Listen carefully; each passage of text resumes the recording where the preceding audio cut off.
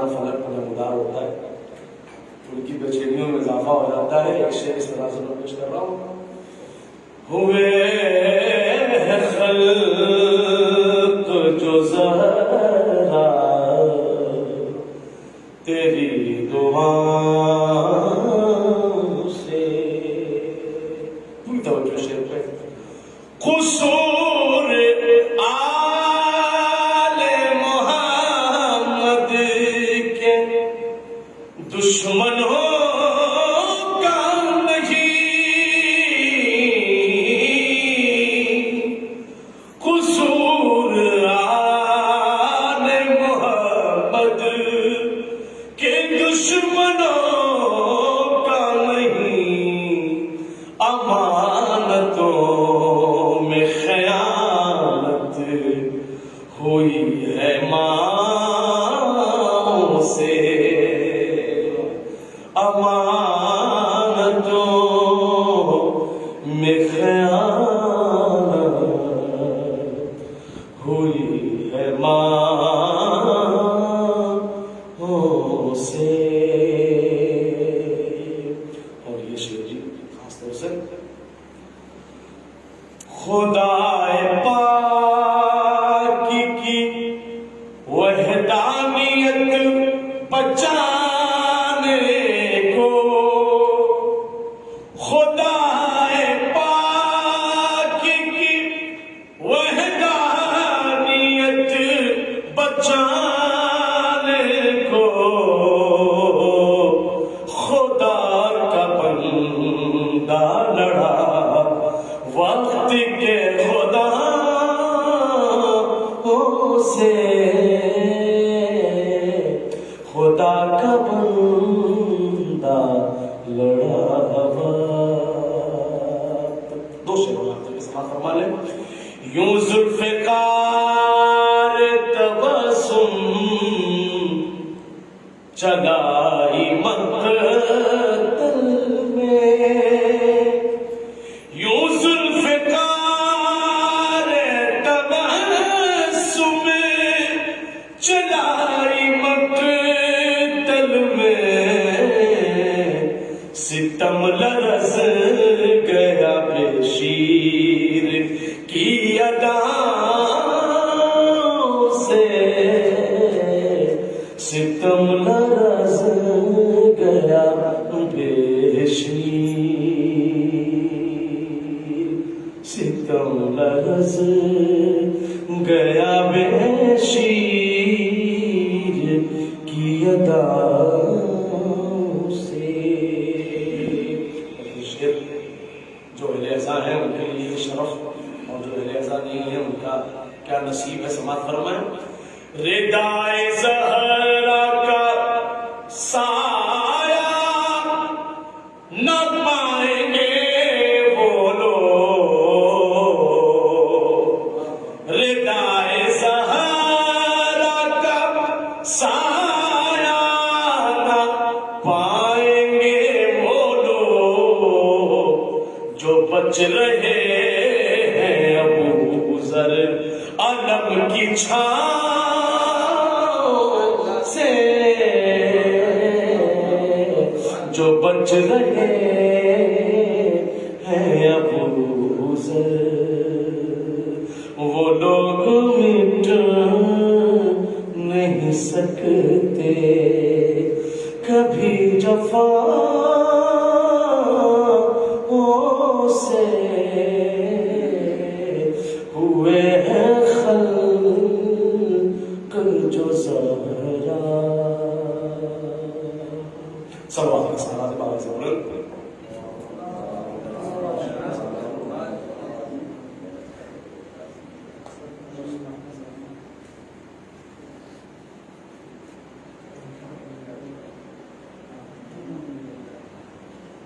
صلوات پر محمد و آل محمد.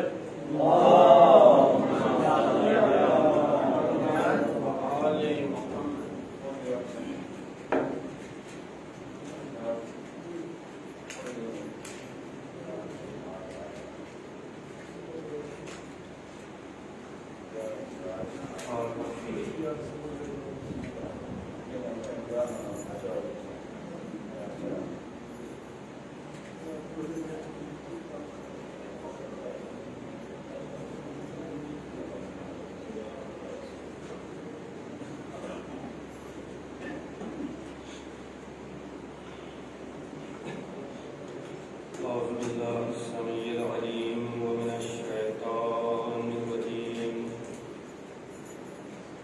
بسم الله الرحمن الرحيم الحمد لله الذي نور قلوبنا ببداء الحسين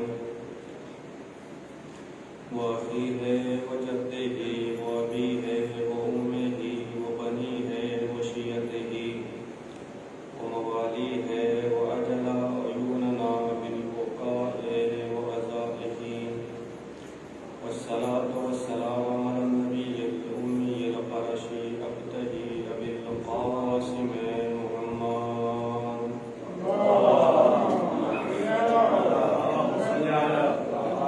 محمد أما بعد فقد قال الله تبارك وتعالى في محكم كتابه القرآن المجيد وهو أصدق الصادقين وقوله الحق بسم الله الرحمن الرحيم ولله الأسماء الحسنى فادعوه بها. السلام عليكم ورحمة الله اللهم صل على محمد وآل محمد. ایک مرتبہ سورہ توبہ کی تلاوت فرما کر کل مومن و مومنات کی مرحوم ہوئے اور اس حسینیہ میں جن لوگوں نے حصہ لیا کسی بھی صورت سے کسی بھی اعتبار سے ان کے مرحومین کے لیے یہ سورہ فاتحہ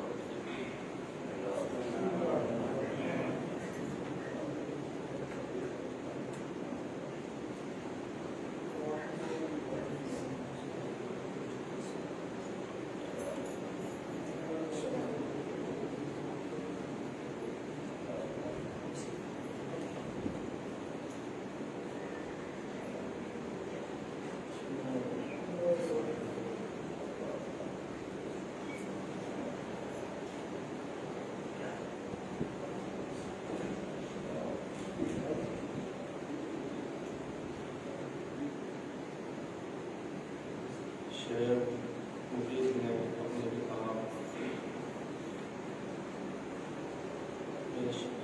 ایک حدیث نقل کی رسول اسلام سے کہا کہ جب اہل بیت کا تذکرہ ہوتا ہے آل محمد کا ذکر ہوتا ہے تو وہاں پر فرشتوں کا نزول ہوتا ہے، فرشتے چلے آتے ہیں اور جب یہ فرشتے آسمان پر جاتے ہیں تو وہاں کے فرشتے ان سے پوچھتے ہیں کہ تم لوگ کہاں گئے تھے؟ تو یہ کہتے ہیں کہ تمہیں کیسے پتہ چلا کہ ہم کہیں گئے تھے؟ تو وہ فرشتے کہتے ہیں کہ تمہارے بدن سے خوشبو آ رہی ہے۔ تو یہ فرشتے کہتے ہیں کہ ہم امام حسین کی مجلس میں گئے تھے۔ وہ بھی تمنا کرتے ہیں کہ ہم بھی امام حسین کی مجلس میں جانا چاہتے ہیں۔ تو یہ فرشتے کہتے ہیں کہ اس وقت مجلس ختم ہو چکی ہے۔ اور حدیث قصہ میں بھی آپ پڑھتے رہتے ہیں کہ جب آل محمد کے چاہنے والے جمع ہوتے ہیں وَجَمْعُ مِنْ شِيَّتِنَا وَمُحِبِّينَا إِلَّا وَنَزَلَتْ عَلَيْهِمُ الرَّحْمَةُ وَحَفَّتْ بِهِمُ الْمَلَائِكَةُ وَاسْتَغْفَرَتْ لَهُمْ إِلَىٰ أَن يَتَفَرَّقُوا۔ سبحان اللہ سبحان اللہ۔ جب آل محمد کے چاہنے والے مل جل کر بیٹھتے ہیں، آل محمد کا تذکرہ کرتے ہیں تو فرشتے نازل ہوتے ہیں اور انہیں چاروں طرف سے گھیر لیتے ہیں، ان کے لیے استغفار کرتے ہیں، ان کے لیے صلوات پڑھتے ہیں، رحمت کی دعائیں کرتے ہیں، اور جب تک وہ منتشر نہ ہو جائے ان کے لیے استغفار کرتے رہتے ہیں۔ نبی کریم سے ایک اور روایت منقول ہے من جلس فی مجلس فکانہ زار علی العرش 40 مرہ، کہ جو امام حسین کی مجلس میں شریک ہوتا ہے، اس حسین کی مجلس میں بیٹھتا ہے تو اس کا مرتبہ یہ ہے، اس کی منزلت یہ ہے، اس کا ثواب یہ ہے کہ گویا اس نے عرش پر 40 مرتبہ بھی زیارت کی ہے۔ یعنی علی اور محمد کی گویا 40 مرتبہ اس نے معراج کی ہے، عرش پر 40 مرتبہ نبی کے ساتھ معراج اس کو ہوئی ہے۔ تو خداوند عالم ارشاد فرماتا ہے اپنے محکم پاک و پاکیزہ لاریب کتاب میں، وہ کتاب کہ جو سراپا ہدایت ہے، ان ھذا القرآن یہدی للتی ہی اقوم ویبشر المؤمنین الذین یعملون الصالحات ان لہم اجرا کبیرا۔ اس کتاب کو ہم نے سراپا ہدایت بنایا ہے، یہ کتاب طبیان ہے، وَنَزَّلْنَا عَلَيْكَ الْكِتَابَ تِبْيَانًا لِكُلِّ شَيْءٍ وَهُدًى وَبُشْرَىٰ لِلْمُسْلِمِينَ۔ یہ کتاب بشارت ہے، بشیر ہے، نذیر ہے، طبیان ہے، ہر چیز کا ذکر اس کتاب میں موجود ہے۔ سبحان اللہ سبحان اللہ۔ اس کے مفاہیم اور معنی اتنے دقیق ہیں کہ بغیر وارث کتاب کے راسخون فی العلم کے سمجھنا دشوار ہے، سبحان اللہ۔ بہت مشکل ہے۔ وَلَوْ أَنزَلْنَا هَٰذَا الْقُرْآنَ عَلَىٰ جَبَلٍ لَّرَأَيْتَهُ خَاشِعًا مُّتَصَدِّعًا مِّنْ خَشْيَةِ اللَّهِ۔ پہاڑ بھی اس کے معنی کو سمجھنے سے درکار ہے، اگر پہاڑوں پر یہ قرآن نازل ہو جاتا تو ریزہ ریزہ ہو جاتا۔ سبحان اللہ۔ یہ کتاب معجزہ بن کر اللہ نے نبی کے سینے پر نازل کیا، کوئی بھی اس کی ایک آیت کا جواب نہیں لا سکتا۔ قُلْ لَئِنِ اجْتَمَعَتِ الْإِنسُ وَالْجِنُّ عَلَىٰ أَن يَأْتُوا بِمِثْلِ هَٰذَا الْقُرْآنِ لَا يَأْتُونَ بِمِثْلِهِ۔ کوئی بھی جن و انس مل کر اس کتاب کا جواب نہیں لا سکتے۔ اگر یہ اللہ کے علاوہ کسی اور کی جانب سے ہوتا تو اس میں اختلاف پایا جاتا۔ أَفَلَا يَتَدَبَّرُونَ الْقُرْآنَ وَلَوْ كَانَ مِنْ عِندِ غَيْرِ اللَّهِ لَوَجَدُوا فِيهِ اخْتِلَافًا كَثِيرًا۔ اللہ کے علاوہ کسی اور کی جانب سے قرآن ہوتا تو اس میں اختلاف پایا جاتا۔ اختلاف نہیں ہے، اس کا مطلب یہ ہے کہ یہ قرآن اللہ کی جانب سے ہے۔ یہ قرآن شفا ہے، مومنین کے لیے شفا ہے۔ وَنُنَزِّلُ مِنَ الْقُرْآنِ مَا هُوَ شِفَاءٌ وَرَحْمَةٌ لِّلْمُؤْمِنِينَ وَلَا يَزِيدُ الظَّالِمِينَ إِلَّا خَسَارًا۔ تمام خشک و تر کا ذکر اس کتاب میں اللہ نے بیان کر دیا ہے۔ لَا رَطْبٍ وَلَا يَابِسٍ إِلَّا فِي كِتَابٍ مُّبِينٍ۔ جو صفات قرآن نے اپنے لیے بیان کیے ہیں وہی صفات وارث کتاب کے لیے بھی بیان کیے ہیں، وہی صفات وارث کتاب کی بھی ہے۔ تو وارث کتاب کے لیے اللہ نے کہا ثم اورثنا الکتاب الذین اصطفینا من عبادنا، ہم نے عام انسانوں کو اس کتاب کا وارث نہیں بنایا ہے بلکہ خاص لوگوں کو اس کتاب کا وارث بنایا ہے۔ جو مصطفیٰ ہے اس کو وارث بنایا ہے، جو مرتضیٰ ہے اس کو اس کتاب کا وارث بنایا ہے، جس کو ہم نے اس کتاب کا علم عطا کر دیا ہے، وَمَنْ عِنْدَهُ عِلْمُ الْكِتَابِ، اس کو ہم نے اس کتاب کا وارث بنایا ہے۔ دین کا وارث وہی ہے، نبی کا وارث وہی ہے، قرآن کا وارث وہی ہے کہ جس کو ہم نے پوری کتاب کا علم عطا کر دیا ہے، جو راسخون فی العلم ہے، اور جس کو ہم نے غیب کا علم عطا کیا ہے وہ اس کتاب کا وارث ہے، وہ نبی کا وارث ہے۔ تو وہ کون افراد ہیں جن کو اللہ نے غیب کا علم عطا کیا ہے؟ کہا فَلَا يُظْهِرُ عَلَىٰ غَیْبِهِ أَحَدًا إِلَّا مَنِ ارْتَضَىٰ مِن رَّسُولٍ فَإِنَّهُ يَسْلُكُ مِن بَيْنِ يَدَيْهِ وَمِنْ خَلْفِهِ رَصَدًا، کہ اللہ غیب کا علم کسی کو دیتا نہیں ہے۔ اگر غیب کا علم دیتا ہے تو کس کو دیتا ہے؟ جو مصطفیٰ ہے اس کو دیتا ہے، جو مرتضیٰ ہے اس کو دیتا ہے۔ یعنی اللہ جن کو چن لیتا ہے ان کو غیب کا علم عطا کرتا ہے، اور ان کی صفت یہ ہے فَإِنَّهُ يَسْلُكُ مِن بَيْنِ يَدَيْهِ وَمِنْ خَلْفِهِ رَصَدًا، کہ ان کے آگے، ان کے پیچھے، ان کے دائیں اور بائیں فرشتے حفاظت کرتے رہتے ہیں۔ یعنی وارث کتاب وہ ہوگا، دین کا وارث وہ ہوگا، نبی کا جانشین وہ ہوگا جس کے پاس کتاب کا علم ہوگا، جو نبی کا گواہ ہوگا، اور جو علم غیب جانتا ہوگا، جس کے پاس فرشتے آتے ہوں گے وہ کتاب کا وارث ہوگا، جس کے پاس شیطان آتے ہوں وہ دین کا وارث نہیں ہو سکتا، وہ دین کا وارث نہیں ہو سکتا۔ اسی لیے تو ہم کہتے ہیں کہ یہ کتاب بھی نور ہے، علی بھی نور ہے، قرآن بھی طیب ہے، علی بھی طیب ہے۔ قرآن بھی اللہ کی جانب سے نازل ہوا، علی بھی اللہ کی طرف سے آیا۔ ذکر قرآن بھی عبادت ہے، ذکر علی بھی عبادت ہے۔ قرآن میں سورہ رحمان ہے تو علی رحمان کی جان ہے، قرآن میں سورہ کوثر ہے تو علی ساقی کوثر ہے، قرآن میں سورہ عمران ہے تو علی فرزند عمران ہے۔ اور اگر یہ قرآن راہ ہے تو علی رہنما ہے، اگر یہ کتاب شکر ہے تو یہ کتاب حکم ہے تو علی حکیم ہے، اگر یہ کتاب حکمت ہے تو علی حکیم ہے، اگر یہ کتاب علم ہے تو علی عالم ہے۔ ذکر قرآن بھی عبادت ہے، ذکر علی بھی عبادت ہے۔ اللہ نے نبی کو دو معجزے عطا کیے ہیں، ایک معجزے کا نام قرآن ہے، دوسرے معجزے کا نام علی ابن ابی طالب ہے۔ صلوات پڑھیں محمد و آل محمد پر۔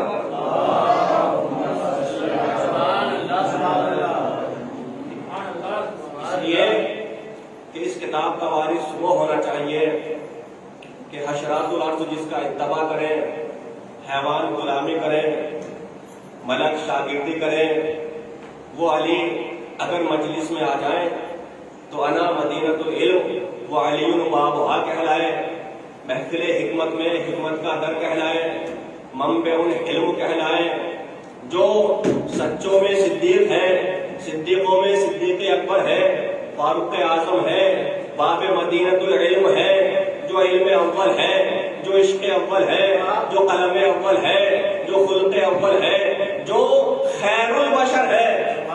نبی نے یہی تو کہا کہ یا علی انت خیر البشر من ابا فقط کفر، یا علی تو خیر البشر ہے، تو سراپا خیر ہے، جو بھی تیرے مقابلے پر آئے گا وہ شر بھی ہے، وہ باطل بھی ہے، وہ کافر بھی ہے، وہ مشرک بھی ہے، وہ منافق بھی ہے۔ زارت جامعہ میں یہی پڑھتے ہیں، من جہدکم کافرون، من حاربکم مشرکون، من رد علیکم فہوا فی اسفل الجحیم۔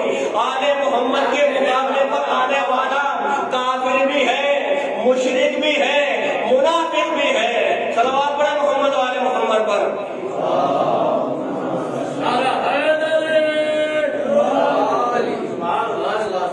یعنی جو بھی علی کے مقابلے پر آئے گا وہ شر بھی ہے، باطل بھی ہے، کافر بھی ہے، مشرک بھی ہے۔ قرآن نے اس طرح اعلان کیا کہ علی سراپا خیر ہے، کہا کہ کنتم خیر امۃ اخرجت للناس تأمرون بالمعروف وتنہون عن المنکر، کہا کہ ہم نے ایک امت کو بھیجا ہے، اس امت کی صفت یہ ہے کہ وہ سراپا خیر ہے، دوسری صفت یہ ہے کہ وہ امر بالمعروف کرتی ہے، وہ نہی عن المنکر کرتی ہے۔ اور یہ امت یاد رکھو، اس امت کے مقابلے پر آنے کی کوشش نہ کرنا، اس امت کے مقابلے پر آنے کی جسارت نہ کرنا۔ لن یضروکم الا اذى وان یقاتلوکم یولوکم الادبار ثم لا ینصرون۔ یاد رکھو، جو بھی اس امت کے مقابلے پر آئے گا تو اس امت کا کچھ نہیں بگاڑ سکتا، اس کا ہی نقصان ہے، اس کا ہی خسارہ ہے۔ اور یاد رکھو، جو بھی اس امت کے مقابلے پر آئے گا تو وہ پشت دکھا کر بھاگے گا۔ وَيُقَاتِلُكُمْ يُوَلُّوكُمْ الْأَدْبَارَ، اور اللہ نہ دنیا میں اس کا مددگار ہے نہ آخرت میں اس کا مددگار ہے۔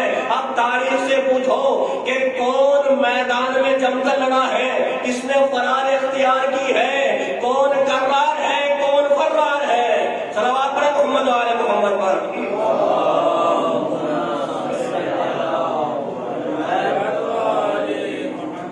پھر قرآن نے کہا کہ اس امت کے مقابلے پر مت آنا، ضربت علیہم الذلۃ اینما ثقفوا الا بحبل من اللہ وحبل من الناس وباءوا بغضب من اللہ۔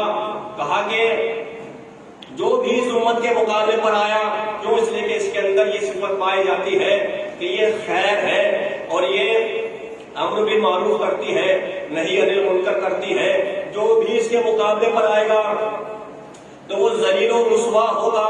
کسی بھی دور میں، کسی بھی زمانے میں، کسی بھی جگہ پر چلا جائے، اللہ اس کو ذلیل کرے گا، اس کے اوپر اللہ کی لعنت ہے، اس کے اوپر اللہ کا غضب ہے، اور وہ ذلیل و رسوا ہوگا، وہ در در کی ٹھوکریں کھاتا پھرے گا۔ جو بھی اس امت کے مقابلے پر آئے گا، اس اللہ کے غضب سے، اللہ کے قہر سے، اللہ کی لعنت سے بچنے کا صرف ایک ہی طریقہ ہے، الا بحبل من اللہ، کہ اللہ کی رسی کو پکڑ لیا جائے۔ اگر اللہ کی رسی کو مضبوطی سے تھام لیا تو تمہیں نجات مل سکتی ہے، اللہ کے غضب سے بچ سکتے ہو۔ تو یہ اللہ کی رسی کون ہے کہ اللہ کی رسی کو تھام لیا تو اللہ کے غضب سے بچ سکتے ہو؟ تو صرف ایک گھرانہ ایسا ہے جو یہ کہتا ہوا نظر آتا ہے، نحنو حبل اللہ المتین، ہم ہی اللہ کی رسی ہے کہ جن کے ذریعے تمہیں ظلمات سے نکالا جا سکتا ہے۔ صلوات پڑھیں محمد و آل محمد پر۔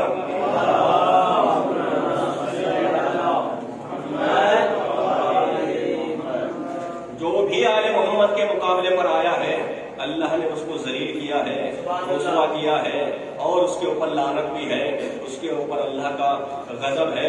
کہا قل هل انبئکم بشر من ذلک مثوبۃ عند اللہ من لعنہ اللہ وغضب علیہ وجعل منهم القردۃ والخنازیر وعبد الطاغوت اولئک شر مکانا وَأَضَلُّ عَنْ سَوَاءِ السَّبِيلِ۔ اللہ نے کہا کیا ہم تمہیں ان لوگوں کا پتہ دے دیں، ان لوگوں کے بارے میں بتا دیں کہ جو زمین پر جو اللہ کے نزدیک سب سے زیادہ شریر افراد ہیں۔ کہا اللہ کے نزدیک سب سے زیادہ شریر افراد وہ ہے کہ جن کے اوپر اللہ نے غضب نازل کیا ہے، جن کے اوپر اللہ نے لعنت بھیجی ہے، وہ سب سے شریر افراد ہیں۔ پھر تذکرہ کیا وَجَعَلَ مِنْهُمْ الْقِرْدَةَ، ان میں بعض کو اللہ نے بندر بنایا ہے، بعض کو خنزیر بنایا ہے، بعض کو عبد الطاغوت کہا ہے۔ ان کا برا ٹھکانہ ہے۔ کیوں؟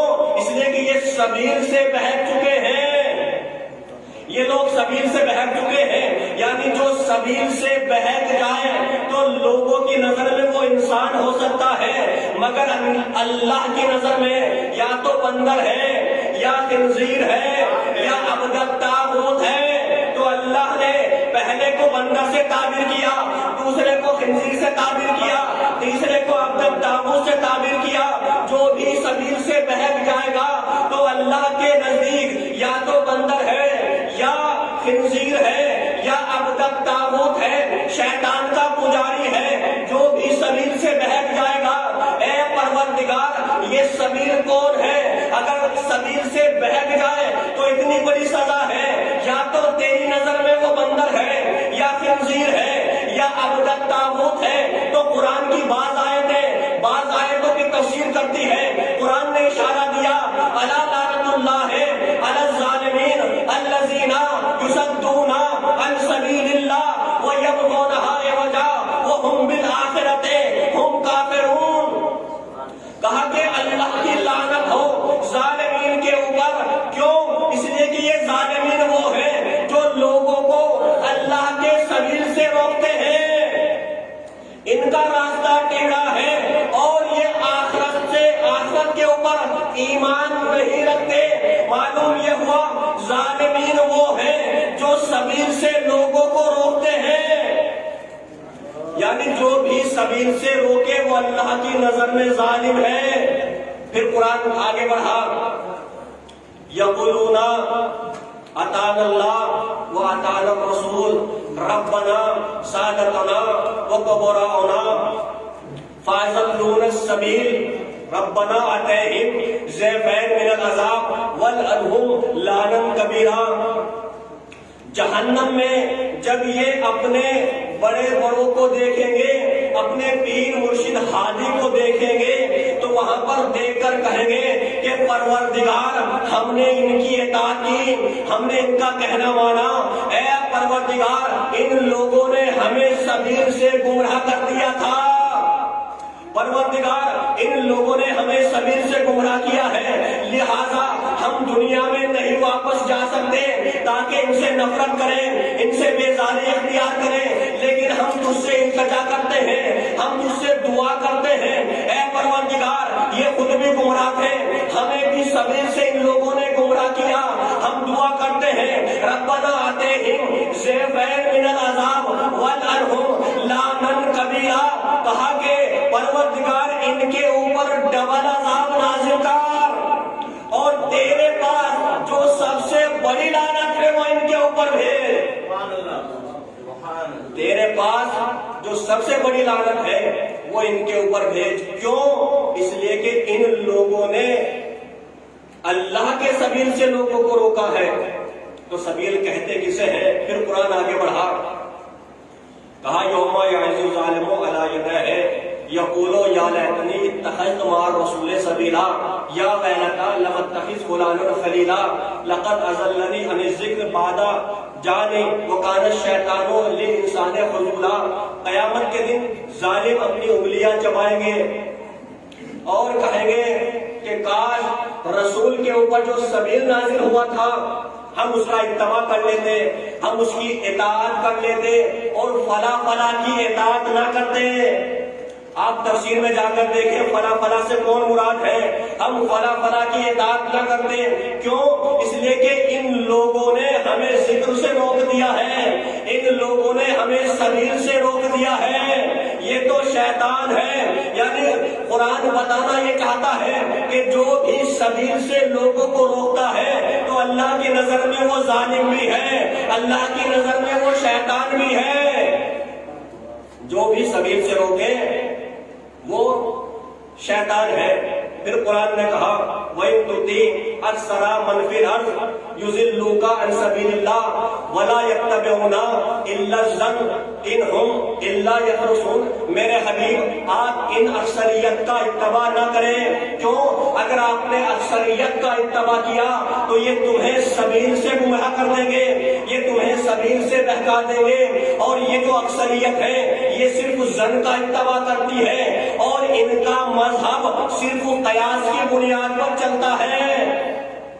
یعنی اکثریت وہ ہے جو ظن کا اتباع کرتی ہے، جو قیاس کی بنیاد پر اپنے مذہب کو لے کر چلتی ہے۔ یعنی معلوم یہ ہوا کوئی فخر نہ کرے ہماری اکثریت ہے اس لیے ہم حق پر ہیں۔ اکثریت نے ان کی بیعت کر لی تھی، اکثریت نے مولا کی مخالفت کی، لہذا ہم حق پر ہیں، کوئی فخر نہ کریں۔ اس لیے کہ اللہ نے اکثریت کی مذمت کی ہے۔ اکثرہم فاسقون، اکثرہم کافرون، اکثرہم ظالمون، یہ کہہ کر اللہ نے مذمت کی ہے۔ معلوم یہ ہوا اکثر وہ ہے کہ جو ظن کا اتباع کرتے ہیں اور ان کا مذہب قیاس کی بنیاد پر چلتا ہے۔ معلوم یہ ہوا کہ جس کا مذہب قیاس کی بنیاد پر چل رہا ہے تو ان کے پاس امام نہیں ہے اور وہ شیطان کی سنت پر عمل کر رہے ہیں۔ صلوات پڑھیں محمد و آل محمد پر۔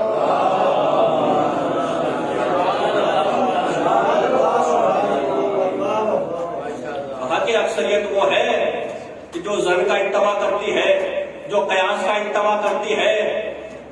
کیا تم یہ سمجھتے ہو ہماری اکثریت ہے تو ہم حق پر ہیں؟ ام تحسبوا ان اکثرهم يسمعون او يعقلون انهم الا كالانعام بل اضلوا السبيل۔ کیا تم یہ گمان کرتے ہو ہماری اکثریت ہے؟ کیا اکثریت سننے والی ہے؟ کیا اکثریت جاننے والی ہے؟ کیا اکثریت سمجھنے والی ہے؟ ایسا نہیں ہے، بلکہ قرآن کی نظر میں یہ تو جانور ہے۔ یہ اکثریت وہ ہے جو سبیل سے بہکی ہوئی ہے، یہ اکثریت وہ ہے جو سبیل سے بہکی ہوئی ہے۔ قلوب لا یفقہون بہا، اعین لا یبصرون بہا، اذان لا یسمعون بہا، اولئک کالانعام بل اضل اولئک هم الغافلون۔ یہ اکثریت وہ ہے جو دل رکھتے ہوئے سمجھتی نہیں ہے، جو آنکھیں رکھتی ہوئی دیکھتی نہیں ہے، جو کان رکھتے ہوئے سنتی نہیں ہے۔ اللہ کی نظر میں یہ جانور ہے، بلکہ جانور سے بھی بدتر ہے۔ اور یہ غافلین میں ہے، یہ غافلین میں ہے۔ کیوں؟ اس لیے کہ یہ سبیل سے بہک چکے ہیں، یہ جانور ہے، جانور سے بھی بدتر ہے۔ لا تسمع افعنتا لا تسمع الموتى ولا تسمع الصم الدواء اذا ولوا مدبرين۔ میرے حبیب یہ لوگ جو سبیل سے بہک چکے ہیں، جن لوگوں نے جنگ سے فرار اختیار کی ہے تو انہیں سمجھانے کا کوئی فائدہ نہیں ہے، یہ آپ کی بات سننے والے نہیں ہیں، یہ تو مردہ ہے اور مردہ باتیں نہیں سنتے ہیں۔ وما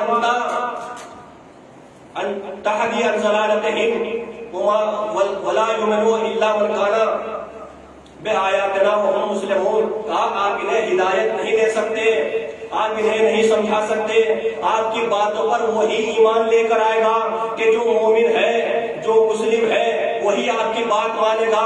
معلوم یہ ہوا کہ قرآن بتانا یہ چاہتا ہے جنگ میں ثابت قدم رہنے والے مسلم ہوتے ہیں، جنگ میں ثابت قدم رہنے والے مومن ہیں، رسول کی بات ماننے والے مومن ہیں۔ اور جو جنگ سے فرار اختیار کرے تو وہ لوگوں کے نظر میں مسلمان ہو سکتے ہیں، قرآن کی نظر میں مسلمان نہیں ہے۔ ان لوگوں نے فرار اختیار کی ہے، یہ لوگ سبیل سے بہک چکے ہیں۔ اللہ نے کہا ہم انہیں سزا دیں گے، ہم ان کے اوپر عذاب نازل کریں گے، لیکن ہم خود سزا نہیں دیں گے۔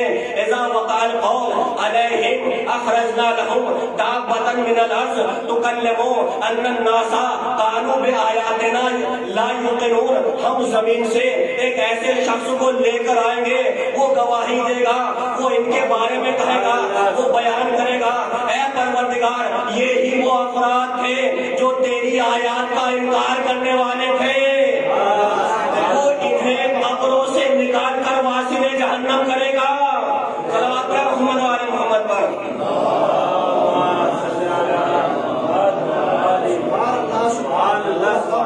جو لوگ بھی سبیل سے بہک چکے ہیں اللہ کے ان کے اوپر لعنت ہے۔ تو یہ سبیل کہتے کسے ہیں، ذکر کہتے کسے ہیں؟ قرآن نے کہا من اعرض عن ذکری فإن له معیشۃ ضنکا ونحشرہ یوم القیامۃ اعمی قال رب لم حشرتنی اعمی وقد كنت بصیرا۔ کہا کہ جو بھی اللہ کے ذکر سے روگردانی اختیار کرے گا تو اللہ اس کے رزق کو تنگ کر دے گا اور اس کو اندھا محشور کرے گا۔ وہ کہے گا پروردگار میں دنیا میں آنکھوں والا تھا، تو نے کیوں مجھے اندھا محشور کیا؟ تو اللہ کہے گا کہ تیرے پاس ہماری آیتیں آئی تھی، تو نے ہماری آیتوں کا انکار کیا، اس لیے تجھے ہم نے اندھا محشور کیا ہے۔ تو اللہ کی نظر میں دنیا میں بھی اندھا ہے، آخرت میں بھی اندھا ہے۔ تو یہ سبیل کہا، یہ جو سبیل ہے یہی میرا سیدھا راستہ ہے۔ ان ھذا صراطی مستقیما فاتبعوہ ولا تتبعوا السبل فتفرق بکم عن سبیلہ ذلک وصاکم بہ لعلکم تتقون۔ یاد رکھو یہ سبیل جو ہے یہی میرا سیدھا راستہ ہے، اس کا اتباع کرو، اس کی پیروی کرو۔ کیوں؟ اگر تم نے سبل کا اتباع کیا تو یہ تمہیں سبیل سے گمراہ کر دیں گے۔ اللہ کی تمہارے لیے وصیت ہے، اللہ کی تمہارے لیے نصیحت ہے، سبیل کا دامن تھام لو۔ تو یہ سبیل کہتے کسے ہیں؟ تو جب چھٹے امام سے پوچھا گیا اے مولا سبیل کسے کہتے ہیں، تو مولا کہتے ہیں سبیل سے مراد ہم آل محمد کی محبت کا نام ہے۔ آج امام کہتے ہیں من قتل فی ولایتنا فکانہ قتل فی سبیل اللہ۔ جو بھی ہماری محبت پر مرتا ہے وہ اللہ کے سبیل میں قتل ہوتا ہے۔ صلوات پڑھیں محمد و آل محمد پر۔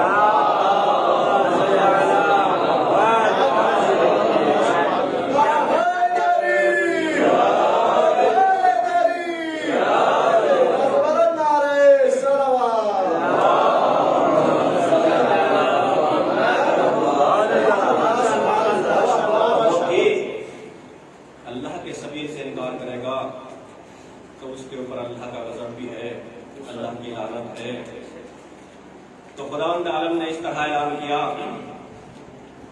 سورہ اعراف کی 175 سے لے کر 181 تک کی جو آیتیں ہیں اس میں یہی بیان کیا گیا ہے وَلِلَّهِ الْأَسْمَاءُ الْحُسْنَى فَادْعُوهُ بِهَا۔ تمہیں چاہیے کہ اسماء الہی سے توسل کرو، اسماء الہی سے دعا کرو اور اللہ کا تقرب اسماء الہی کے ذریعے حاصل کرو۔ والذین یلحدون باسمائہ سیجزون ما کانوا یعملون۔ یاد رکھو جو بھی ان اسماء کو چھوڑ دے گا، ان اسماء کے ذریعے توسل نہیں کرے گا تو اللہ سخت سزا دے گا۔ اور اللہ نے اس آیت سے پہلے یہ بھی بتایا کہ جو ان اسماء کو چھوڑ دے گا ان کا انجام کیا ہے۔ کہا کہ ان کی مثال اللہ کی نظر میں جانوروں سے بدتر ہے، وہ غافلین میں ہے۔ فَمَثَلُهُ كَمَثَلِ الْكَلْبِ، ان کی مثال کلبوں کی طرح ہے۔ اب سوال یہ ہے کہ پروردگار یہ اسماء الہی سے تیری ذات مراد ہے یا تو نے کسی اور افراد کو مراد لیا ہے؟ تو اس کے فوراً بعد کی جو آیت ہے اس میں اللہ نے کہا کہ اسمائے الہی سے وہ افراد مراد ہیں جو میرے صفات کے مظاہر ہیں، جو میرے صفات کے مظہر ہیں، وہ اسمائے الہی سے مراد ہیں۔ کہا کہ ممن خلقنا امۃ یہدون بالحق وبہ یعدلون، کہا کہ اسمائے الہی سے ایک ایسی امت مراد ہے جو حق کا امر کرتی ہے، حق کی وصیت کرتی ہے، حق کے ساتھ فیصلہ کرتی ہے۔ ان کا اٹھنا بھی حق ہے، اس کا بیٹھنا حق ہے، اس کا چلنا حق ہے، وہ سراپا حق ہے، ان کا فعل اللہ کا فعل ہے۔ نبی بھی یہی کہتے ہیں الحق ما علی وعلی ما عنہا، بتانا یہی چاہتے ہیں کہ حق علی کے ساتھ ہے، حق علی کے پیچھے پیچھے ہے۔ دیکھ لینا جدھر حق ہے، جدھر علی ہے ادھر حق ہے۔ اب جو بھی علی کے مقابلے پر آئے گا وہ باطل بھی ہے، وہ شر بھی ہے۔ صلوات پڑھیں محمد وعلی محمد پر۔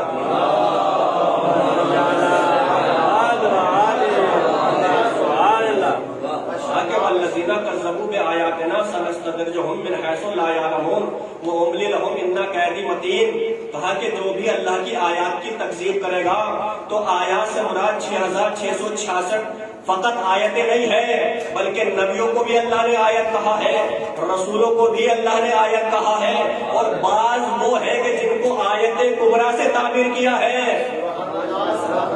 جو بھی ان کا انکار کرے گا ہم ان کو سخت سزا دیں گے، ہم نے انہیں مہلت دے رکھی ہے۔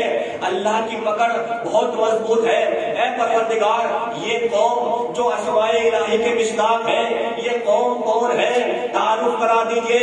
آپ رمضان میں شب قدر کے اعمال میں پڑھتے ہیں اللہم انی اسألک بکتابک المنزل وما فیہ وفی اسمک الاکبر واسماؤک الحسنی، پروردگار میں تجھے اس کتاب کا واسطہ دیتا ہوں، میں تجھے تیرے اسم اعظم کا واسطہ دیتا ہوں، میں تجھے اسماء حسنی کا واسطہ دیتا ہوں۔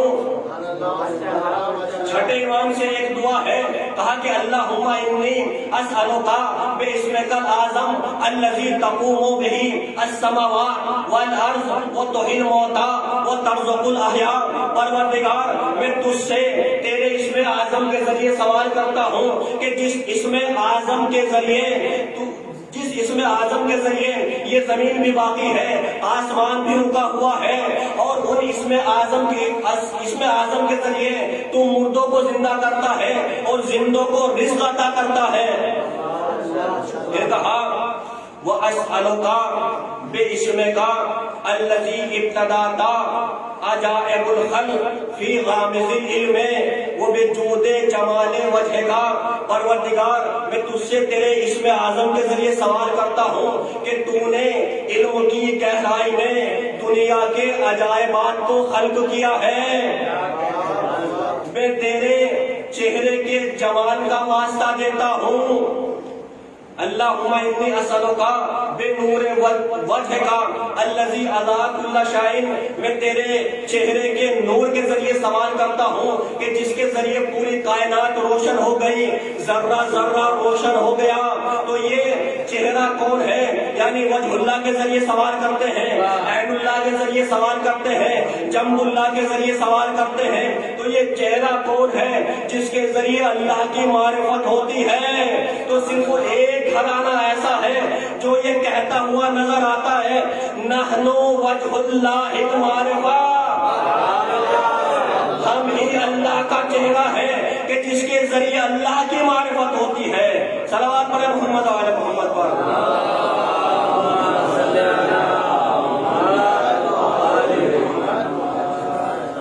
پھر آگے دعا میں ارشاد ہوا وَأَسْأَلُكَ بِاسْمِكَ الَّذِي تَجَلَّيْتَ لِكَلِيمٍ عَلَى جَبَلٍ فَلَمَّا أَضَاءَ نُورُ الْحَجَبِ بِحِجَابِ عَظْمَتِهِ اثبت معرفتک فی قلوب العارفین، بمعرفت توحید کا میں تجھ سے اس اسم اعظم کے ذریعے سوال کرتا ہوں جو کوہ طور پر جناب موسیٰ کے لیے چمکا، جس نور نے جناب موسیٰ کے لیے تجلی کی، جیسے ہی یہ نور چمکا اس نور نے تجلی کی، اس نور کے چمکنے سے قلوب عارفین کے دلوں میں تیری توحید کی معرفت اجاگر ہو گئی،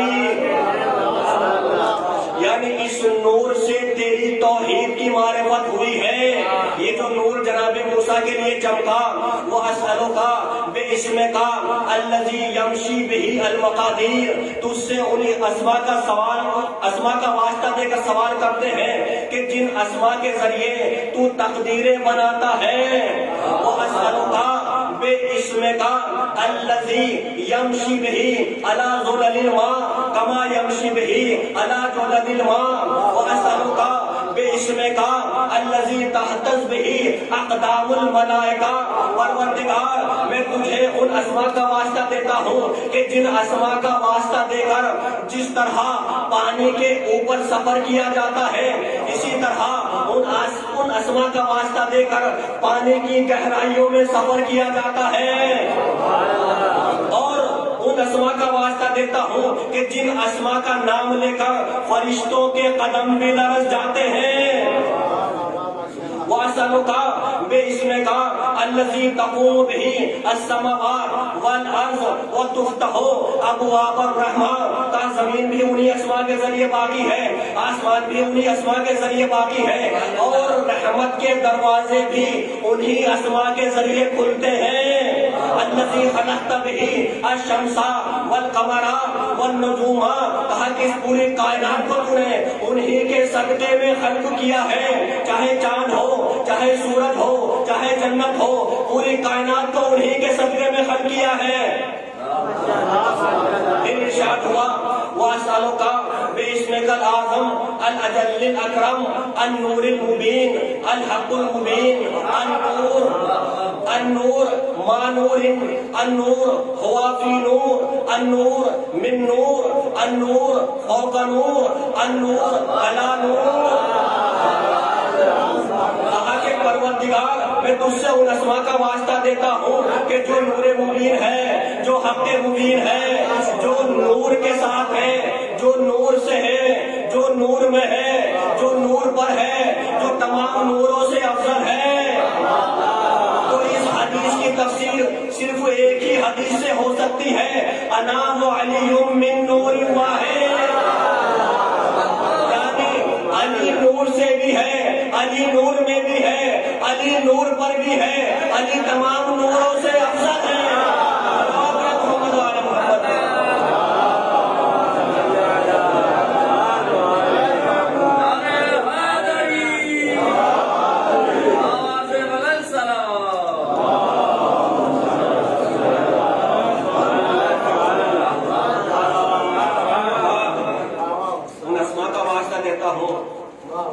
الذی تبصر بہ کل شدۃ وتضیء بہ کل ظلمۃ، ہر ظلمت کو ان اسماء کے ذریعے دور کیا جاتا ہے، ہر مصیبت کو ان اسماء کے ذریعے دور کیا جاتا ہے، وکل شیطان مرید وکل جبار عنید، ہر بڑے بڑے سرکش کو ان اسماء کے ذریعے دور کیا جاتا ہے۔ وَيَتَكَلَّمُ الْمَلَكُ، ملائکہ انہی اسماء کا واسطہ دے کر تجھ سے سوال کرتے ہیں۔ وَيَسْتَقِلُّ الْفَلَكُ، فلک انہی اسماء کے ذریعے رکا ہوا ہے، زمین انہی اسماء کے ذریعے باقی ہے۔ وَيَتَصَدَّى لِعَظَمَتِهِ الْبَرُّ والبحر، اور خشکی اور تری پر رہنے والے سب انہی اسماء کے ذریعے تیری عظمت کو پہچانتے ہیں۔ وہ ہوا اسمک العظم الذی، کہا کہ وہ اسم اعظم ہے جو کہ تو نے اپنی ذات کے لیے منتخب کیا ہے۔ تو وہ اسم اعظم کون ہے جس کے ذریعے زمین بھی باقی ہے، آسمان بھی باقی ہے، رحمت کے دروازے کھلتے ہیں؟ تو آپ زیارت جامعہ میں یہی تو پڑھتے ہیں، بکم فتح اللہ وبکم یحتم وبکم ينزل الغیث وبکم یمسک السماء وبکم یکشف الضر۔ اے آل محمد، تمہاری وجہ سے اللہ ابتدا کرتا ہے، تمہاری وجہ سے اللہ انتہا کرتا ہے، تمہاری وجہ سے یہ آسمان بغیر ستون کے رکا ہوا ہے، تمہاری وجہ سے اللہ لوگوں کی مشکلیں آسان کرتا ہے۔ دعائے عقیدہ میں امام زمانے کے لیے یہی پڑھتے ہیں، بے وجود ہی ثبتت الارض والسماء بے یمن ہی رزق الورا۔ اے امام زمانہ، تمہارے ہی صدقے میں لوگوں کو رزق مل رہا ہے، تمہاری وجہ سے یہ زمین و آسمان باقی ہے۔ حدیث قصہ میں یہی پڑھتے ہیں، اعلموا یا ملائکتی و سکان سماواتی و عزتی انی ما خلقت سماء مبنیتا ولا ارض مطیتا ولا قمرا منیرا ولا شمس مسیتا ولا قلقا یدورا ولا بحر یجری الا بخمس ہؤلاء الذین تحت الکساء. اس پوری کائنات کو چاہے چاند ہو, چاہے سورج ہو, چاہے زمین ہو, آسمان ہو, اس پوری کائنات کو اگر میں نے خرچ لیا ہے تو محمد و آل محمد کے صدقے میں خرچ کیا ہے. صلوات پڑھیں محمد و آل محمد.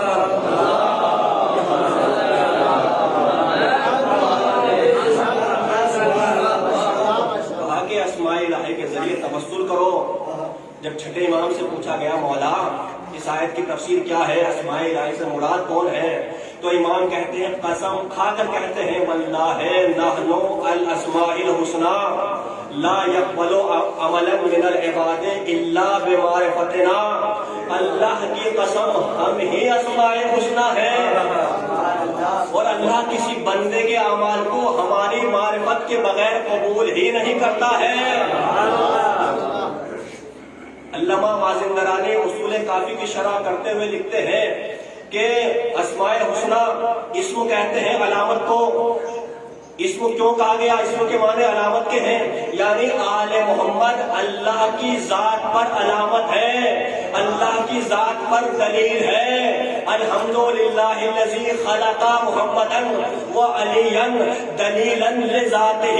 اللہ نے علی کو اور رسول کو اپنی ذات کے اوپر دلیل بنایا ہے, اپنی معرفت کا ذریعہ بنایا ہے. اسماء حسنہ, یہ حسنہ کیوں کہا؟ وہ لکھتے ہیں کیا اور بھی اللہ کی ذات پر دلیل ہے, لیکن یہ اتم ہے, یہ اکمل ہے, ان کے ذریعے کامل ترین معرفت ہوتی ہے. اسم جس سے ذات کی معرفت ہو, یعنی اسم کے ذریعے کی ذات کی معرفت ہوتی ہے, وجہ کے ذریعے کی ذات کی معرفت ہوتی ہے. آل محمد اسم اللہ بھی ہے, وجہ اللہ بھی ہے. مولا علی کی زیارت میں یہی پڑھتے ہیں السلام علی اسم اللہ الرضی و وجہہ المرضی و جنبہ العلی. اے اللہ کے اسم رضی مجھ پر سلام, اے اللہ کے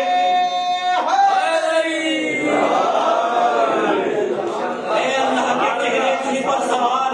وجہ کے ذریعے بھی ذات کی معرفت ہوتی ہے. امام زمانہ کے لیے یہی پڑھتے ہیں اینا وجہ اللہ الذی یتوجہ الاولیاء. اے امام زمانہ آپ کہاں ہیں کہ جس کی طرف ولی توجہ کرتے ہیں. ولی کے معنی ہے کہ جو اللہ کے بہت زیادہ قریب ہو, جو بھی اللہ کے قریب ہے, چاہے وہ نبی ہو, چاہے مرسل ہو, چاہے ملک ہو, وہ سب امام زمانہ کی طرف متوجہ ہوتے ہیں. یعنی ان کا وہ اپنے شرف, اپنے مقام, منزلت کے لیے اگر انہیں مرتبہ چاہیے, انہیں مرتبہ چاہیے, انہیں منزلت چاہیے, انہیں شرف چاہیے, تو وہ امام زمانہ کی طرف متوجہ ہوتے ہیں. السلام علیکم یا اولیاء النعم, اے نعمتوں کے دینے والے ولی تجھ پر سلام ہو. نعم جمع ہے نعمتوں کی, جتنی بھی نعمتیں ہیں وہ سب آل محمد کے صدقے میں مل رہی ہے. چاہے اولاد کی نعمت ہو, چاہے رزق ہو, جو بھی انسان کی ضرورت ہے وہ سب نعمت ہے. چاہے سورج سے استفادہ کرنا ہو, چاہے چاند سے استفادہ کرنا ہو, چاہے پانی سے استفادہ کرنا ہو, یعنی جو بھی نعمت ہے وہ سب آل محمد کے صدقے میں مل رہی ہے. اور اللہ نے ان کے فعل کو اپنا فعل بتایا ہے. کہا کہ ان کا فعل میرا فعل ہے. جب آپ حرم میں جاتے ہیں یہی زیارت پڑھتے ہیں, یہی فقرے پڑھتے ہیں اللہم انی وقفت ببابک ونزلت بفنائک واعتصمت بحبلک. پروردگار میں تیرے دروازے پر کھڑا ہوں, پروردگار میں تیرے شہر میں آیا ہوں. زری کو چوم کر, زری کو پکڑ کر یہی کہتے ہیں میں نے تیری رسی کو مضبوطی سے تھام لیا ہے. اللہم ھذا الحرم حرم والمقام مقام. پروردگار یہ حرم تیرا حرم ہے, یہ مقام تیرا مقام ہے. دروازہ علی کا ہے اللہ کی طرف نسبت دی، شہر علی کا ہے اللہ کی طرف نسبت دی، زڑی علی کی ہے اللہ کی طرف نسبت دی، حرم علی کا ہے اللہ کی طرف نسبت دی، فتقبل سائی پروردگار علی کے روزے تک آنے کو، دروازے کو چومنے کو، علی کے شہر میں گشت کرنے کو تو قبول کر لے، اس سائی کو تو اپنی بارگاہ میں قبول کر لے، یعنی صفا و مروہ کے درمیان دوڑنا ہی سائی نہیں کہلاتا ہے، علی کے شہر میں چکر لگانا، گلیوں میں گھومنا، علی کے حرم تک آنا، یہ بھی سائی کہلاتا ہے۔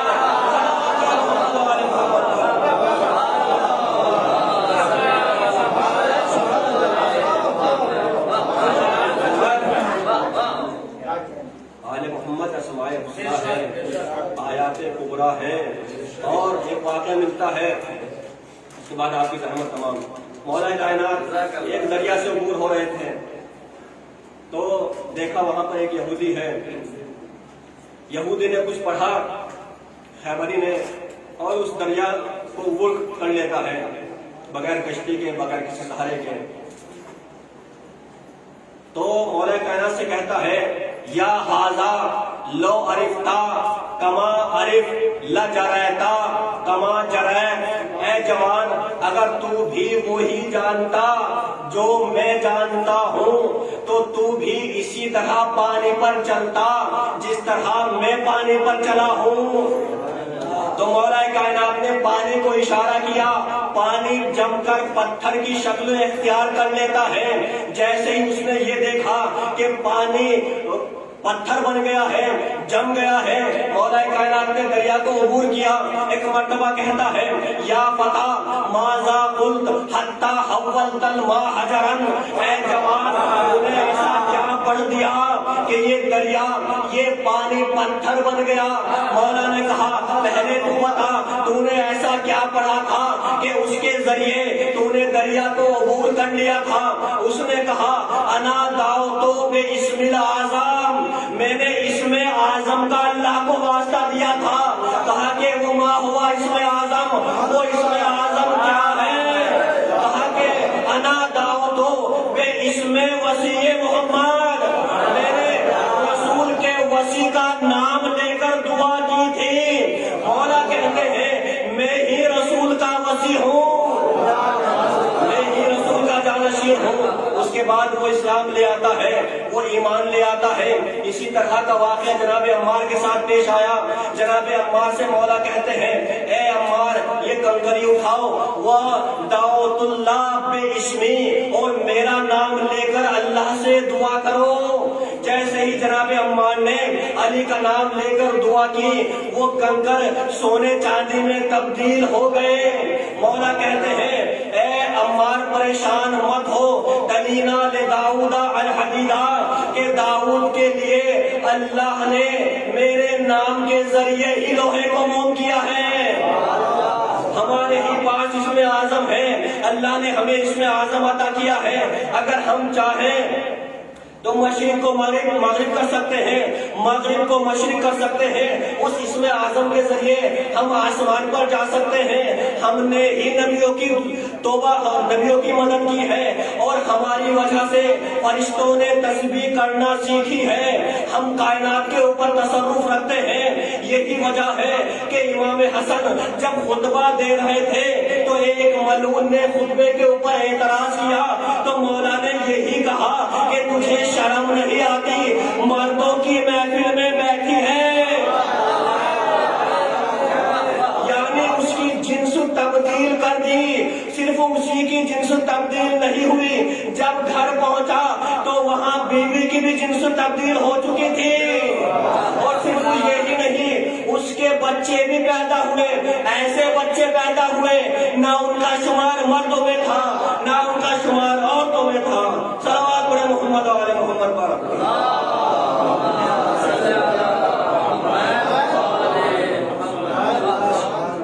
تو آل محمد اسم اعظم ہے، والذین یلحدون باسمائہ سیجزون ما کانوا یعملون۔ جو بھی ان اسماء کو نہیں تسلیم کرے گا اللہ سے ان اسما کے ذریعے دعا نہیں کرے گا تو اللہ انہیں سخت سزا دے گا۔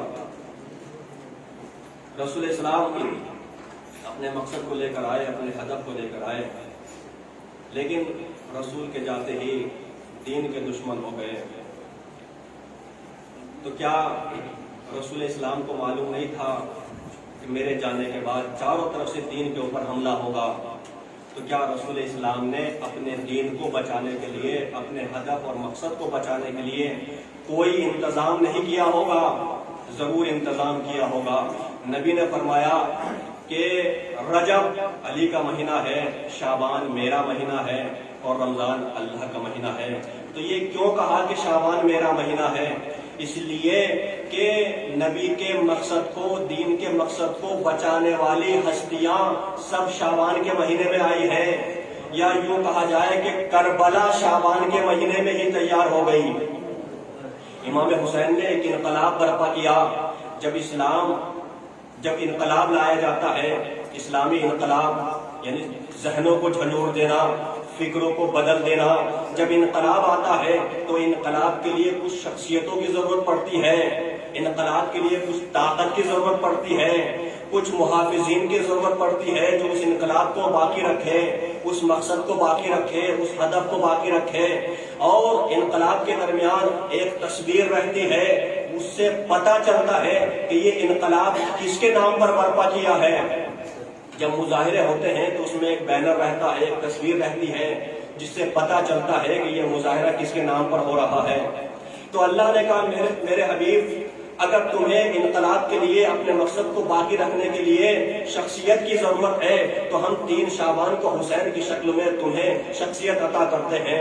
اگر تمہیں طاقت کی ضرورت ہے تو عباس جیسی طاقت 4 شعبان کو عطا کر دیتے ہیں۔ اگر تمہیں محافظین کی ضرورت ہے تو جناب زینب اور جناب چوتھے امام سید سجاد کی شکل میں محافظین کا انتظام بھی شعبان میں ہی کر دیتے ہیں۔ اور ایک تصویر ہونی چاہیے، کہا کہ ہم شکل پیغمبر علی اکبر کا انتظام بھی شعبان میں ہی کر دیتے ہیں تاکہ پتہ چلے کہ یہ انقلاب کس کے نام پر برپا ہوا ہے۔ لیکن 61 ہجری کے بعد دنیا، پوری کائنات اسلام کی دشمن ہو گئی۔ کہا کہ اس دور میں ظلم و جور سے نجات دینے والا، عدل و انصاف سے بھرنے والا امام زمانہ کا انتظام بھی ہم اسی مہینے میں کر دیتے ہیں۔ عزیزوں، امام حسین جب مدینے سے نکلے ہیں تو اپنے ساتھ مؤذن کو لے کر نکلے ہیں۔ راستے میں مؤذن نے اذان دی ہے، لیکن جب صبح عاشور نمودار ہوتی ہے تو مؤذن نے اذان نہیں دی ہے۔ جناب علی اکبر گلدستہ اذان بجاتے ہیں، جناب علی اکبر اذان دیتے ہیں۔ سوال یہ ہے کہ جناب علی اکبر نے اذان کیوں دی، مؤذن نے اذان کیوں نہیں دی؟ اس لیے کہ اذان دینا مستحب ہے، اذان دینا امر مستحب ہے، لیکن جب جہاد ہوتا ہے تو وہاں پر دعوت امر دی جاتی ہے، اور دعوت امر دینا واجب ہے، حق کی دعوت دینا واجب ہے، اور کم سے کم وہ حق کی دعوت دے کہ جس کے نام پر یہ انقلاب برپا ہوا ہے۔ جناب علی اکبر ہم شکل پیغمبر ہیں، اس لیے جناب علی اکبر کو اذان کے لیے کہا تاکہ حق کی دعوت دے۔ اور 2 اذانیں ایسی ہیں، جیسے ہی اذان شروع ہوئی ہے تو 2 بیٹیاں تڑپ گئی ہیں۔ ایک اذان مدینے میں بلال نے دی ہے، جیسے ہی بلال نے اذان دی رسول کی بیٹی تڑپ جاتی ہے۔ کہا کہ بلال سے کہو اذان نہ کہے، اذان روک دے۔ دوسری اذان صبح عاشور نمودار ہوئی، علی اکبر کہتے ہیں جیسے ہی اللہ اکبر کہا، ہوا کی دوش پر یہ آواز مدینے میں سغرا سنتی ہے۔ ایک مرتبہ جناب سغرا پریشان ہو کر جناب ام البنین سے کہتی ہے، نانی ام بنین، اے ام البنین، میرا بھیا علی اکبر آ گیا ہے، میرا بھیا علی اکبر مجھے لینے آ گیا ہے، میں نے ابھی ان کی آواز سنی ہے۔ عزیزو، جناب علی اکبر ہم شکل پیغمبر ہیں۔ ایک مرتبہ ایک شخص امام حسین کی خدمت میں آتا ہے، آنے کے بعد کہتا ہے کہ مولا، میں نے خواب دیکھا ہے، میں نے رسول اسلام کی زیارت کی ہے اور میں ایمان لے کر آ گیا ہوں۔ کچھ دیر وہ بیٹھتا ہے، جناب علی اکبر امام حسین کے پاس آتے ہیں۔ ایک مرتبہ جیسے ہی اس شخص نے امام حسین کہ علی اکبر کو دیکھا فوراً کھڑا ہو جاتا ہے، قدموں میں گر جاتا ہے، کہتا ہے مولا میں نے خواب میں اسی ہستی کی زیارت کی ہے، میں نے خواب میں انہی کی زیارت کی ہے۔ امام حسین کہتے ہیں یہ میرا بیٹا ہے، یہ ہم شکل پیغمبر ہے۔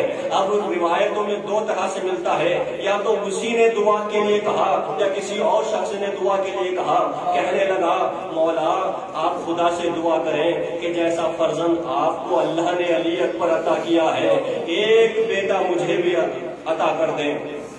ایک مرتبہ امام حسین کہتے ہیں اچھا یہ بتا اگر اللہ نے تجھے ایسا بیٹا عطا کر دیا اور اس کے پیروں میں کانٹے چبھ جائے تو تجھے کیسا لگے گا؟ کہا کہ مولا ایسا مت کہیے، اس کی آنکھوں میں اس کے پیروں میں کانٹے لگنے سے پہلے میری آنکھوں میں کانٹے لگ جائے تو مجھے منظور ہے۔ کہا دیکھو علی اکبر اس لیے نہیں ہے، 3 دن کی بھوک ہوگی، 3 دن کی پیاس ہوگی، کربلا کا میدان ہوگا، سینے میں برچھی کی ہنی لگ جائے گی۔ عزیزوں وہ بھی وقت آیا، ایک شخص کربلا میں تھا، اس نے ایک منت مانی، کہا کہ پروردگار تو مجھے ایک بیٹا عطا کر دے اور جب اس کی عمر 18 یا 20 سال کی ہو جائے جوانی میں مجھ سے چھین لینا تاکہ میں محسوس کروں کہ امام حسین نے کیسے علی اکبر کے سینے سے برچھی نکالی ہے، کیسے علی اکبر کے داغ مفارقت کو برداشت کیا ہے۔ ایسا ہی ہوا، اللہ نے اس کو ایک بیٹا عطا کیا۔ جب وہ جوان ہو جاتا ہے ایک خبر آتی ہے کہ اس کے بیٹے کا انتقال ہو گیا ہے۔ عزیزوں جیسے ہی اس نے اپنے بیٹے کی خبر سنی کہ اس کا بیٹا مر گیا ہے، اس سے برداشت نہ ہوا، سر و سینہ پیٹنے لگتا ہے، بے ہوش ہو جاتا ہے۔ کئی دن تک یہی حال رہا، کبھی ہوش میں آتا تھا کبھی پھر بے ہوش ہوتا تھا۔ ایک مرتبہ امام حسین کی طرف مخاطب ہو کر کہتا ہے اے مولا میرے ایک بیٹا تھا، میں برداشت نہیں کر سکا، آپ نے 72 لاشیں کیسے اٹھائی ہوگی؟ اللہ عزیزوں وہ بھی وقت آیا کہ امام حسین کے پاس جناب علی اکبر آتے ہیں، آنے کے بعد کہتے ہیں بابا اب مجھے بھی مرنے کی اجازت دے دیجیے۔ کہا کہ بیٹا اگر اجازت لینی ہے تو اپنی ماں ام لیلہ سے اجازت لو، اپنی پھوپھی زینب سے اجازت لو۔ جناب علی اکبر ام لیلہ کے کمرے میں آتے ہیں، ایک مرتبہ کہتے ہیں اماں میرا سلام۔ جیسے ہی جناب علی اکبر نے سلام کہا جناب ام لیلہ کے سامنے اندھیرا چھا جاتا ہے، آنکھوں سے دکھائی نہیں دیتا۔ کہا کہ بیٹا علی اکبر مجھے کچھ دکھائی نہیں دے رہا ہے، مجھے سہارا دو۔ جناب علی اکبر کو سینے سے لگایا، کہا کہ اے علی اکبر مجھے خوشی ہے کہ میرا بیٹا حسین پر قربان ہونے جا رہا ہے۔ جناب زینب کے خیمے میں آتے ہیں، جناب زینب سے اجازت ملی۔ عزیزوں وہ بھی وقت آتا ہے کہ جناب علی اکبر خیمے سے رخصت ہوتے ہیں۔ حمید ابن مسلم کہتا ہے کہ خیمے کا پردہ کبھی اٹھتا تھا کبھی گرتا تھا اور علی اکبر ایسے رخصت ہوئے کہ جیسے کسی گھر سے جوان کا لاشا نکلتا ہے۔ عزیزوں امام حسین کے پاس جناب علی اکبر آتے ہیں، آنے کے بعد امام حسین امامہ باندھتے ہیں، امامہ باندھتے جاتے ہیں اور کہتے جاتے ہیں انا للہ و انا الیہ راجعون۔ اے پروردگار تو گواہ ہے نا، میں تیری بارگاہ میں اسے بھیج رہا ہوں جو رفتار میں، جو گفتار میں، جو صورت و سیرت میں ہم شکل پیغمبر تھا۔ اے پروردگار جب رسول کی زیارت کرنا مقصود ہوتی تھی میں علی اکبر کا چہرہ دیکھ لیا کرتا تھا۔ اجرکم اللہ۔ ادھر جناب علی اکبر سوار ہوتے ہیں، میدان کی طرف جاتے ہیں۔ ایک مرتبہ امام حسین کہتے ہیں بیٹا پیچھے مڑ مڑ کر دیکھتے جانا۔ علی اکبر کچھ ہی دور چلے تھے تو کیا دیکھا، امام حسین گرتے ہوئے پیچھے پیچھے چلے آتے ہیں۔ کہا کہ بابا آپ نے تو مجھے رخصت کر دیا تھا، آپ کیوں چلے آ رہے ہیں؟ کہا کہ بیٹا کاش تو بھی صاحب اولاد ہوتا۔ عزیز امام جناب علی اکبر میدان میں آتے ہیں، جنگ کرنی شروع کرتے ہیں۔ ایک مرتبہ ایک بہادر امام جناب علی اکبر کے مقابلے پر آتے ہیں۔ ادھر خیمے سے لیلا امام حسین کو دیکھتی ہے، امام حسین کے چہرے کا رنگ متغیر ہو جاتا ہے۔ جناب ام لیلا کہتی ہے کہ میرے بیٹے کی خیر تو ہے، امام حسین کہتے ہیں ام لیلا تمہارے بیٹے کے مقابلے پر کوئی بہادر آیا ہے، لہذا دعا کرو تمہارا بیٹا سلامت رہے۔ جناب ام لیلا دعا کرنی شروع کرتی ہے، ابھی دعا ختم نہیں ہوئی تھی، جناب علی اکبر میدان سے آتے ہیں، ایک مرتبہ کہتے ہیں بابا پیاس مارے گا نہیں ہے، اے بابا 2 قطرے پانی مل جاتا۔ امام حسین نے اپنی زبان جناب علی اکبر کے تحت میں رکھ دی، کہا کہ بیٹا ہو سکتا ہے کچھ تمہیں سکون مل جائے۔ جناب علی اکبر نے فوراً زبان منہ سے نکال لی، کہا بابا آپ تو مجھ سے زیادہ پیاسے ہیں۔ کہا کہ بیٹا علی اکبر جاؤ، تمہارے دادا تمہیں کوثر سے سیراب کریں گے۔ ادھر جناب علی اکبر میدان میں آتے ہیں، ایک وہ وقت آیا، ایک آواز آتی ہے بابا میرا آخری سلام قبول ہو۔ ادھر امام حسین جناب علی اکبر کے قریب تک پہنچتے ہیں، گھوڑے پر سوار ہو کر امام حسین نہیں گئے ہیں بلکہ گھٹنیوں کے بل امام حسین پہنچتے ہیں، کبھی گرتے ہیں کبھی اٹھتے ہیں۔ جناب علی اکبر کے قریب پہنچ کر جناب علی اکبر کا سر اپنے زانوں پر رکھا، کہا کہ بیٹا علی اکبر کیا تمہاری کوئی وصیت ہے؟ کہا بابا میری ایک وصیت ہے، میں اپنی بہن سورہ کو دیکھنا چاہتا ہوں۔ ایک مرتبہ امام حسین نے آنکھوں سے خون صاف کیا، اعجاز امامت سے 2 انگلیاں بلند کی تو کیا دیکھا کہ جناب صغرا جہاں سے علی اکبر رخصت ہوئے تھے ان کے نشان قدم پر لپٹی ہوئی کہہ رہی ہے اے بھیا علی اکبر مجھ سے وعدہ کر کے گئے تھے لیکن ابھی تک لینے نہیں آئے ہو، اجرکم اللہ۔ عزیز ایک مرتبہ امام حسین دیکھتے ہیں، کہا کہ بیٹا علی اکبر یہ ہاتھ سینے پر کیوں رکھے ہوئے ہو؟ کہا بابا بچی کی انی ٹوٹ چکی ہے۔ ایک مرتبہ امام حسین نے انی پکڑی، انی پکڑنا تھا یا